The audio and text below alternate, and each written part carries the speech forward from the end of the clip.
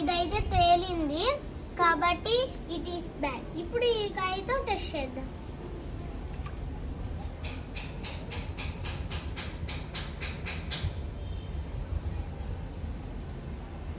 ఇదైతే మునిగింది కాబట్టి